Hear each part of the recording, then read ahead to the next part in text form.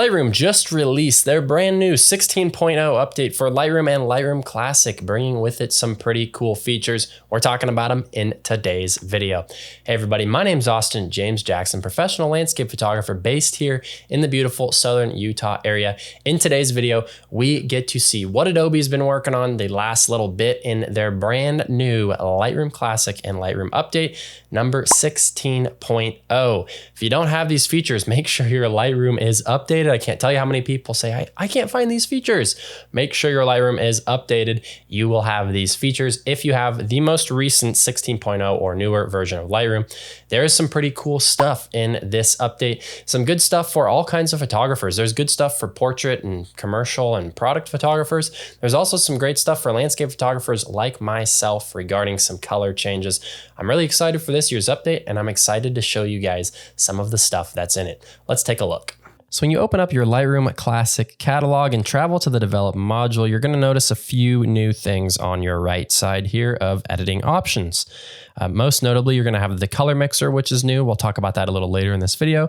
And we have lens blur, which you can see is early access, which we're going to talk about right now. What this lens blur does is it allows you to add blur to your image. So to increase the bokeh in your image, essentially.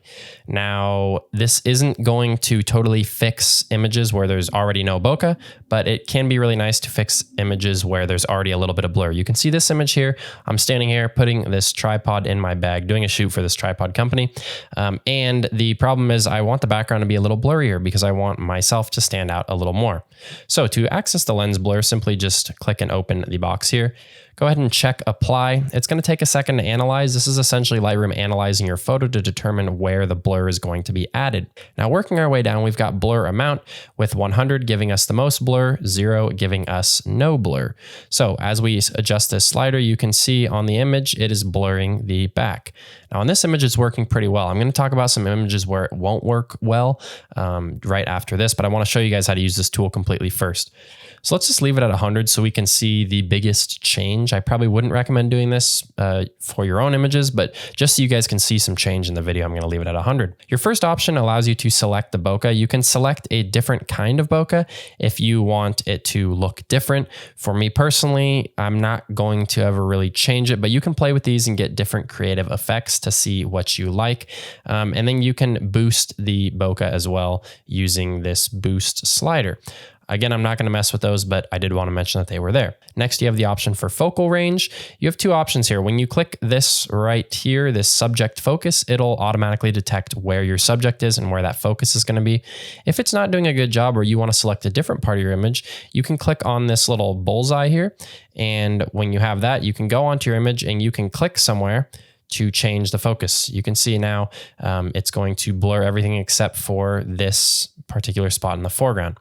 Now it's important to note that this is not going to add focus to your scene. You can see when I click on the background, it's the same as it was before because it started out blurry, so it's going to stay blurry. It's not going to make anything any sharper. It's just telling Lightroom, hey, this is what we want to not blur additionally. We want to blur everything else more. Of course, my subject is right here. I'm going to click back on myself. You can see that now it's doing a pretty nice job. When you look at this here, this little graph, this shows you the depth of the image that Lightroom has detected. Now, when I explain this, I'm going to check this visualize depth box. This essentially is Lightroom's way of automatically detecting the depth of things in your image, with the yellows being closer and the purples being further away. So you can see that it detects these oranges are kind of in the midground. So when we adjust this, we can determine the range of depth values that are going to be in focus versus out of focus. So if I untoggle this off, if I make this as large as it can be, essentially this blur is not going to do anything because I'm telling Lightroom that, hey, I want everything to be in focus. But when you move these boxes in, you can see it will start to blur certain parts of the image. So again, not something you typically will need to mess with, but you can manually adjust it if you want. I typically recommend just using this subject right here, or clicking the bullseye and tapping on your subject is also another good way to do it as well. So your choice, you can do either one. Now, next you have the option down here to manually paint in or out anything in your scene if it's doing a good job or you want to additionally blur something else. show you how to use the blur first. So I can click on blur. So you have a few options here. Amount, of course, adjust the amount of blur. For sake of this video, I'm just going to stick at 200 so you can see the effect working in quickly. Size will adjust the size of your brush. Feather adjusts the feather of your brush, meaning that the effect is going to be more feathered. It's going to be harder to tell that you made that effect when it is feathered. And then of course we can adjust the flow as well, at which I'm just going to leave at 100. The feather and the flow I almost always recommend leaving at 100 unless you're trying to paint a really hard edge. Otherwise leave them at 100, adjust your size as is. You can check the auto mask box if you were trying to paint on a particular object so that it will mask that object out. So now when I go ahead and paint through here, you can see how this kind of blurs my image. And I can go through and I can further blur the background. You can paint around here. And then if you want to get some of that focus back, you can go ahead and click focus, bring that amount up to 100, and then just paint right over, and that'll bring the focus back. So this is a way for you to manually do it. So you won't need to do this on all your images, but you can go in and manually focus and blur as you see fit if you want it to be doing a little bit more or in a spot that maybe it's not hitting, because the software is automatic. Now, again, this is an early access feature. You don't expect it to give you absolutely perfect results. It's probably gonna be pretty hit or miss. And so it's nice to have as an option in early access, but don't expect too much from it. Now this effect works well on a photo like this where it's very high contrast between the background and the foreground. You can see I have a different color shirt on than the background. But when we open up a photo like this one, it's going to struggle a little bit more. Let's go ahead and check apply. Now, the reason why it's going to struggle a little bit more is because you can see my hand is a very similar color as the background. So when I bring up the blur, you can see how it's blurring out my hand, which doesn't look realistic. It does a really good job around my face here, around my camera, where it's really high contrast, but around my hand, it does not do a great job. And obviously, you would want your hand to be in focus because it's about the same distance away as my face. So you could, of course, go in here with the focus and you could try and paint some of this back with a brush with a hard edge, but I really wouldn't recommend it. You're gonna have to spend a lot of time to make this look realistic and you really don't wanna overdo it. You can of course turn the blur down in the background as well, but just those photos where there's not a lot of contrast, it's not gonna work very well. Now, additionally, this feature does not work very well on a photo like this, where there is a background that's not very blurry already. It's really hard for it to determine where the background versus the foreground is. You can see when I increase this and then I toggle before and after, it doesn't look super great. It's done a good job leaving this grass in focus here, but one thing you'll notice right around my head is it has made my head a little bit skinnier and it's cut off some of my hair because there's not a good high contrast edge in here for it to select. Additionally, you can see on that top right, the tree is not getting blurred because the tree is in a little bit better focus than the rest of the background and because it's higher detailed. So it's not doing a great job. So again, you could come in here and adjust this with the focus and the blur brushes, but it's not going to work super well for a photo like this where there's not already at least a little bit of bokeh. I mean, there's a little bit on this photo, but not a whole lot compared to some of the other images. Now, lastly, on a photo like this, I wanted to show you guys, you'll notice that the blur brush does struggle a little bit around the hair, but it actually does a pretty decent job before and after. But you can start to see how through here, when you zoom in, you can just barely tell that there's been some kind of effect placed on this image. So if you're going to print something or you want to blow something up large, do be aware that around the hair of your subject, if it is kind of scruffy like this, you will start to have some issues. But of course, you can lower the blur amount and have it look a little bit better. So keep that in mind when using this lens blur tool. Now, the second really big tool, and this one is going to be especially big for my landscape people out there like myself,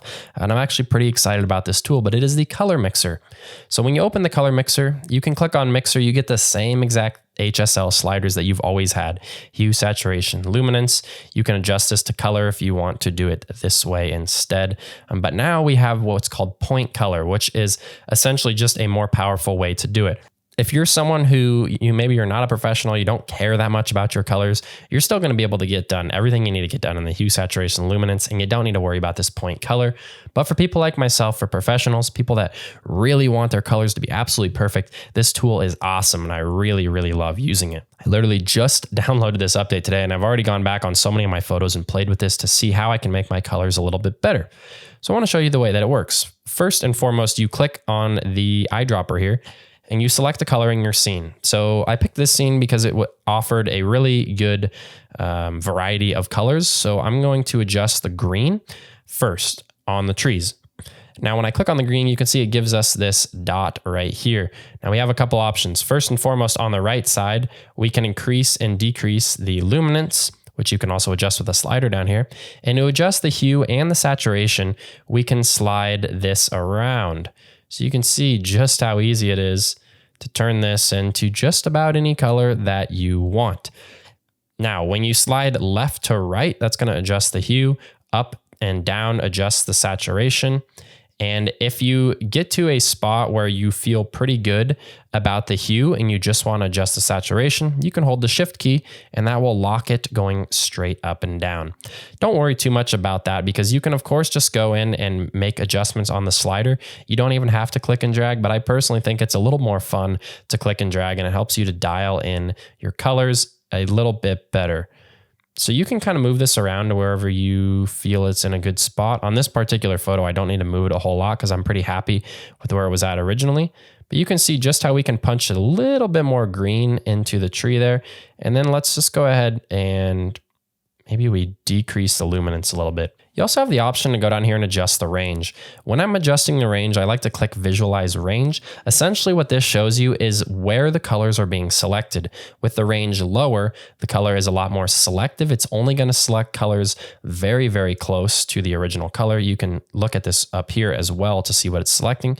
And when you open it up, it's going to select colors that are further away from that main color. So you can slide the range until you get a good selection of the colors that you're looking to hit.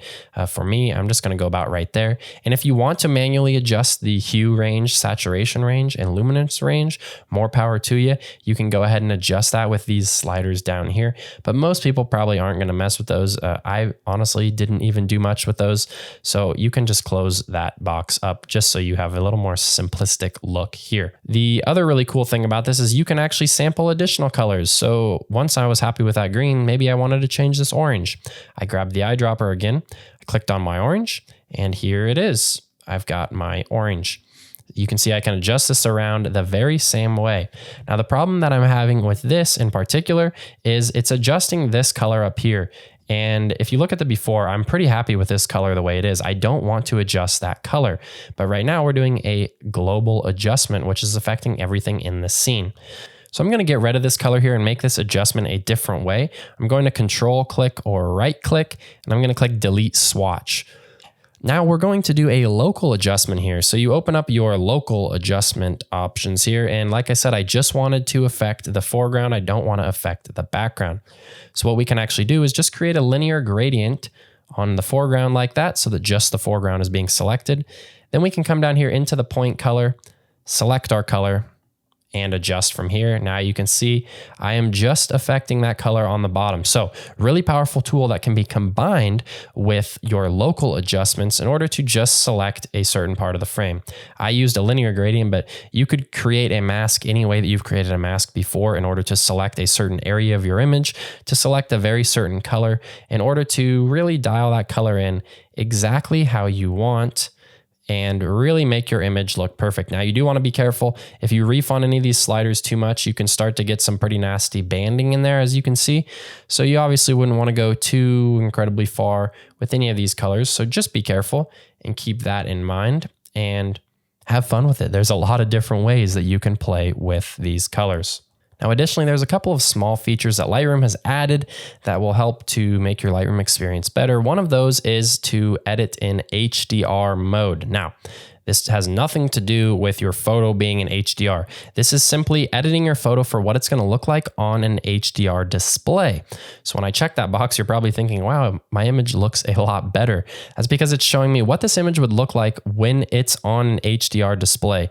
So you can edit your image here. You have a few adjustments to visualize what this would look like on an HDR display. So if you are displaying your images on an HDR TV or screen or whatever it is, and you know that's where you're going to be displaying your images, you can check this box when you are editing. Now, additionally, another small feature, but something that some of you guys will like, is the ability to search your presets. So if there's any of you guys out there that have like 1,000 different presets, but you have certain ones that you want to be able to search and find, you can type in this search bar here and it will search all of your presets and bring them up really quickly and easily. Now, last but not least, something that you won't see, but that is going on under the hood, is Lightroom has made things a little snappier, made your images load a little quicker. Take that for what you will, but their claim is that it's potentially load times up to 5 times as fast.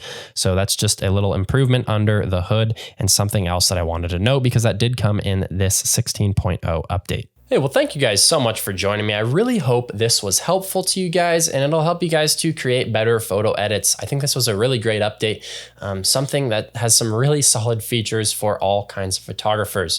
Now, if you guys are serious about becoming better at photography, make sure to subscribe to my channel. Every single week, I'm bringing you a new video with the ultimate overarching goal of helping you to become a better photographer, no matter what you shoot. Thank you guys so much for joining me. We'll see you guys next time. Bye-bye.